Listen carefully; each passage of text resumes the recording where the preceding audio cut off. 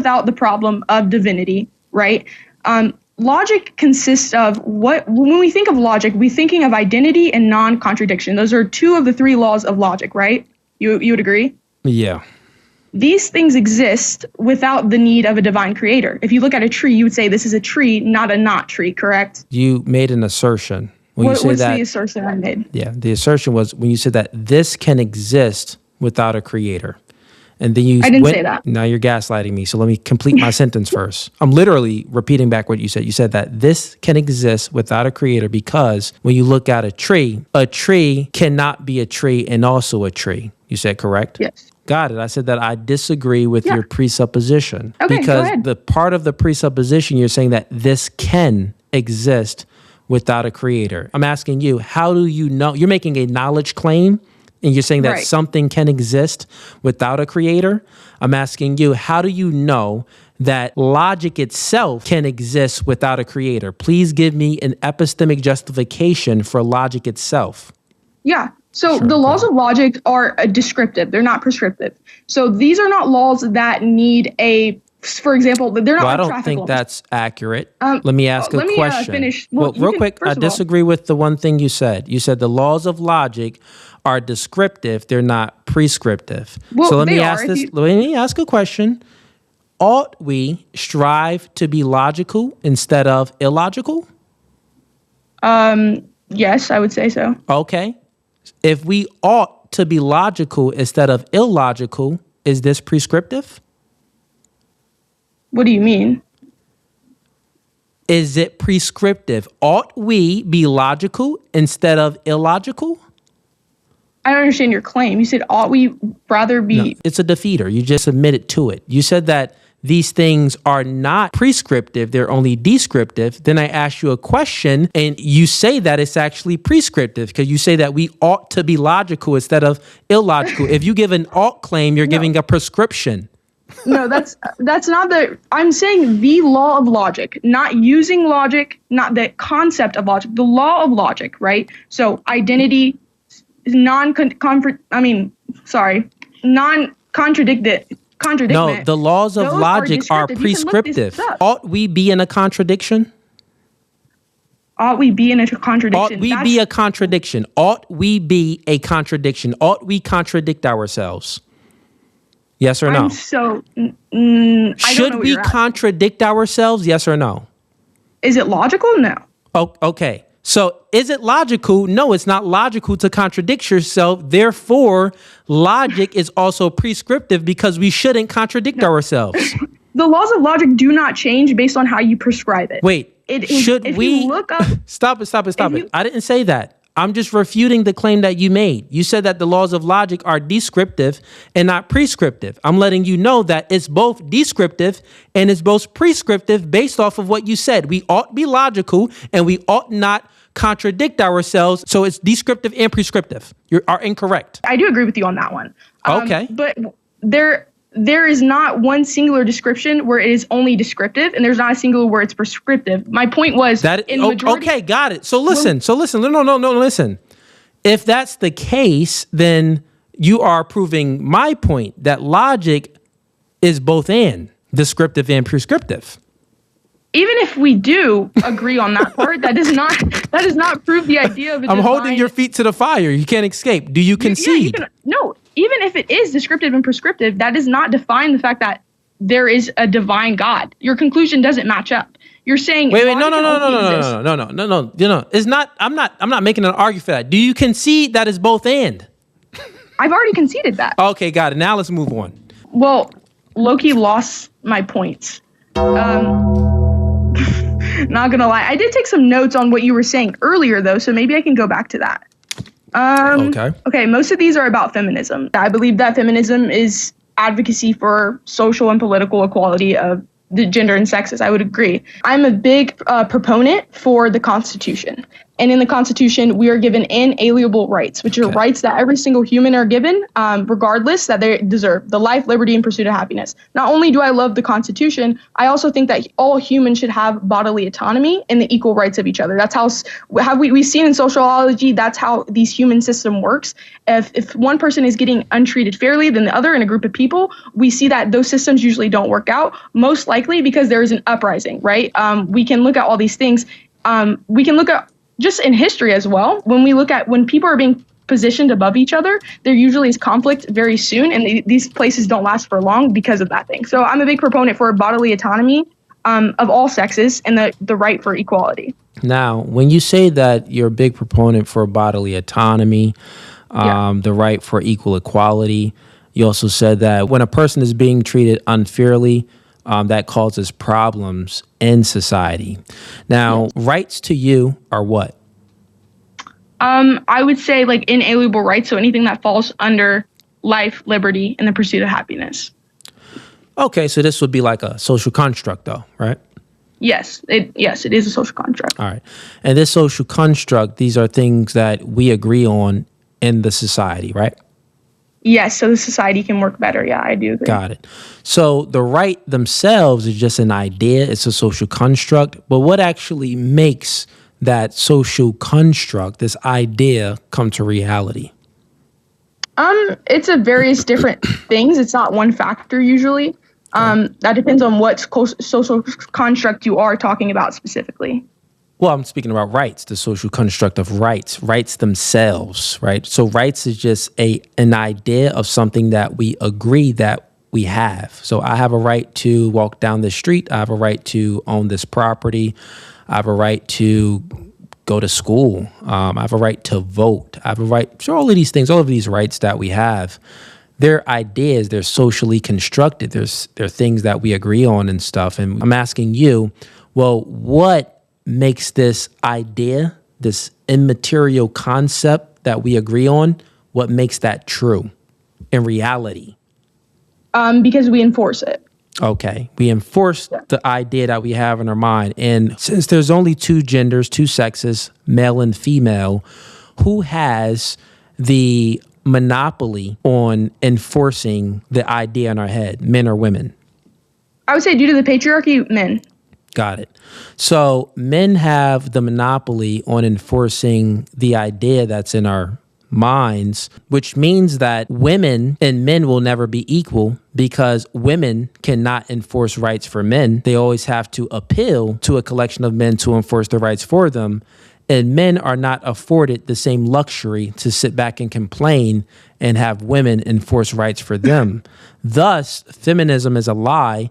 Men and women will never be equal because men are the only ones that can enforce all of the social constructs that we have in our mind, and women cannot do it. Yeah, I don't know. All of your rights come from men. Well, okay. Again, back to my point.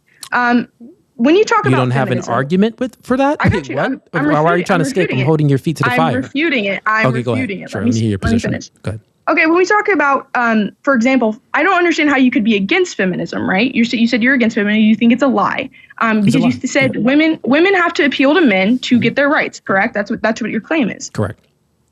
So how is that we've gotten the right to vote? We've gotten the right to own property. Are you saying this because men wanted women to? Correct? Is that what your point is? Men wanted women to get the right to vote. You wouldn't have a right to vote if men didn't. Yes, exactly. When men wanted women the right to have own property in banks, correct? Yeah. So how is it your opinion that men don't like feminism, they shouldn't like feminism, and yet they are perpetuating these feminist ideologies by letting their wives vote, by letting them own bank accounts, by letting them become CEOs? All these things don't make sense if your worldview is men uphold the patriarchy, which I do agree they do, but at the same time, they allow women to own property for what? What was the point of that? If men, or if that was the natural way of the world, you're not comprehending, right? So you're jumping around. So let me ground you a little bit. So the argument is simply this, right? Even if it's the case that men agree for women to vote. Men agree that women could drive a car, even though they suck at driving most of the time, can't parallel park. Even if men agree that, you know what, they have the right to bodily autonomy, that's all fine. Men can enforce all of these rights, but women cannot enforce any rights for men. Thus, it will never be equal. Can men sit back like women do and say, hey, I want rights, I want this, and, you know, women enforce them? No, you just admit it to the defeater that rights are a social construct, and what makes these rights a reality are enforcement, and men have the monopoly on force, so it's always going to be a collection of men enforcing all of these rights, which is not equal. So feminism is the movement towards egalitarianism, but the truth is we can never be equal because men are the enforcements of rights and women aren't. So is that equal if one sex enforces all the rights, but the other sex can't enforce any rights because they're weaker? Is that equal? Wait, is that equal? No, let me just understand. That's the defeater, which is why feminism is a lie. Your argument is women are not equal to men because we can't enforce. We are basically that's being one argument. Yeah, you can't enforce any rights. You can say the exact same thing for slavery. White people, we will never be equal to white people because white people enforce the rules. No, that is the same thing. I'm using your argument against you. No, I don't agree. I'll let you with that finish it. argument. Go ahead. That is the exact same Finish thing. the slavery argument. If we use your same idea that this power structure, which is a social construct, meaning black people could never, which we did, could never reinforce or get their rights back because white people have to give it to them, then we would be in the same situation. We would still be slaves. But that's not true. Just because we are living in a system right now that perpetuates men's, I guess, aboveness over women. You're conflating two different ideas. So you're conflating race and I'm drawing a conclusion to draw you to your whatever your argument was. Okay, well, I'll let you finish it. Go ahead. Well, you can refute that. Okay, are you done? Yeah, I'm done. Oh, okay. So here's very simple. So you're making a conflation. You're comparing race and you're trying to make that analogous with sex. Well, were the slave owners women? No, the slave owners wasn't women. Master was a man. So there's a clear distinction between males and females. All the races share a very similar physical capacity, but between the genders, we don't share the same physical capacity, which is why when I'm making the rights argument, rights equals force. You just said these social constructs in our mind, they only come to reality when they're enforced. So rights are force. Rights have nothing to do with race. Rights have to do with power. Rights have to do with physical strength. Your argument just wasn't even analogous. So I would say the same thing about your argument. No, your argument didn't correlate. I just refuted it. Because I was talking about power systems. I was talking about power structure. So here's the distinction, right? I got you. So when you look at slavery, the Barbary pirates, they enslaved, these was black African slave owners, they enslaved over 1 million white Europeans. When we look at the Arabs, they enslaved whites and blacks. When we look at the Asians, they enslaved their own blacks and whites. So there was always men enslaving other men because men have the capacity to enslave one another. But did we ever see women enslave men? No, yes. We didn't. No, shut up. We never seen that. We never seen. Stop. Stop. Stop. So now you're just like, there's never, listen, there's young girl. There's never been a matriarchy. Young girl, listen. There's never been a matriarchy that stood the test of time. I never said matriarchy. So there's never been women.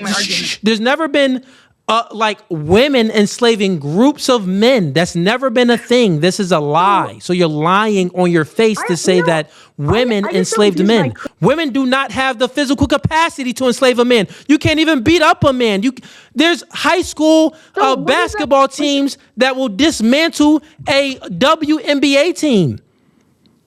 So the physical capacity is just wrong. Your argument is because men that have more strength than women, because men have more strength than women, right? That's your argument. Because of that, that means that men are superior to women because they're able to control I'm saying that physically, men, you agreed. You said that, well, these rights that we have, once again, let's follow, right? you agree that feminism is good for society. One of the proponents of why you believe that feminism is good for society because it gives equal rights to men and women. I explained to you how it's not equal rights if men are the only ones that actually enforce his rights and make these fairy tales in our mind, these imagination things in our mind, these social constructs come to reality. So men are doing that. Women can't do it. Thus, it can never be equal. You go ahead and try to make an example of slavery. Well, that just demonstrates my point even further. It wasn't women enslaving men. It was just men enslaving other men. It doesn't matter if it's different races or ethnicities. It's still going to be men that's enforcing things over men and over women. It's never going to be women enforcing things over men and women. That's the distinction between the position. No, if a group withholds your inherent rights, they are not your benefactor. You just don't when they get it. stop. They're not your benefactor when they stop. If you steal something from me, you steal my phone from me, and I force you to give it back to me, whether that's through voting or rioting or whatever that is, you didn't give me that gift. You were held in that position of power, and then I took you off that pedestal. You're not a benefactor in this situation. What are you talking about? I just explained it to you. No. How is this a refutation to men and women being equal? In my argument, how is this a refutation to my argument? You're just babbling. Men and women can never be equal. You're saying men and women can never be equal because men have to give women their rights. And can you give me a scenario where women can give men rights? We live in a patriarchy. I don't understand what you're talking about. I understand that fact. I don't know if you don't think I understand that. We live in a patriarchy. Do you concede? Do you concede to that fact? I agree to the fact that in order to get something that is taken from you, you do have to go through the processes. I can even come to a middle ground statement. Listen. Okay, so you do agree that men enforce rights and women cannot enforce rights. You agree to that? Women can enforce rights. At least in America, they can. No. So let me elucidate this more for you. You said, well, within America, they can. When we look at America, well, who are the enforcers? It would be the police force and the military, the National Guard, stuff like that, right? Police force, military. Now, these people that's in the police force and the military, well, there's a standard to get in the police force and the military. And recently, maybe about 20 years ago, we kind of lowered that standard to let some women in. But the majority of the police force and the military are who? Men. All right. 95% men, right? So the true power lies within the enforcement mechanism. There's been many countries has been overthrown, many nations been overthrown, many kingdoms have been overthrown. And all of the nations that have been overthrown by the people and all of the kingdoms that have been overthrown by the people, what kind of people were those? What chromosomes did they have? They had an X and Y chromosome. There were men. Men overthrow a kingdom and men overthrow governments. It's not women that's doing that. It's men. So men, we can change the conditionals if we're not happy with the conditionals. Women cannot change the conditionals if they're not happy with the conditionals. They have to whine and cry and appeal to a collection of men to change the conditionals for them. Thus, it's not equal. Because one can do for themselves and the other has to rely on someone to do for them. No, that was just nonsensical. No, that was just a young kid, yo. But like you guys always say that when I'm in these debate spaces. I've debated on a global stage about these topics. You're just wrong. You just got defeated multiple times. So if you like this video and want to watch more, click right here. But if you want to watch the full episode, click right here.